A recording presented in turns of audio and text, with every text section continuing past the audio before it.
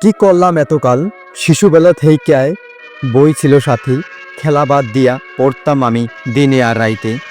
পরিবার বলতো তুই আলাদা হবি একদিন, এই আশায় পইড়া গেল বছর, গেল দিন। পরীক্ষা দিতেছিলাম, কাঁধে বইয়ের ভার, বুঝি নাই তখন জীবন কতটাই কঠিন। আর ডিগ্রি হাতে পাইছি, বুকে লইয়া চলি, ভাবছি এইবার বুঝি জীবনটারে পাল্টাইয়া ফেলি। কিন্তু চাকরি, ওটা তো টাকার খেলা, যার পকেটে আছে টাকা তারই তো হয় মেলা।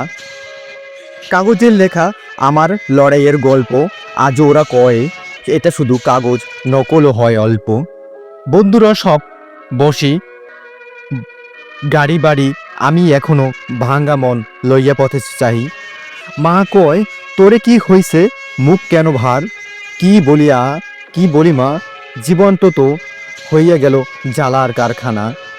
জীবনকে নিজের জিগাইয়া কি কইলাম তো এতকাল, শুধু কাগজ পাইয়া কি জীবনে হইল চাল।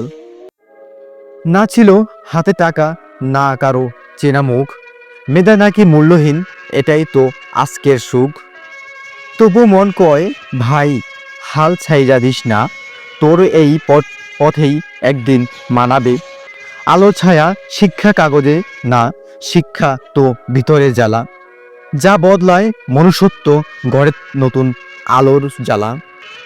যদি নাই বা পারি চাকরি করতে কাল, তবু বলবো আমি তো গড়েছি নিজের জগৎটারে ভালো করে চাই। একদিন ঠিকই আমার স্বপ্ন বলবে কথা, আমি বলবো এই আমি যে হার মানে না।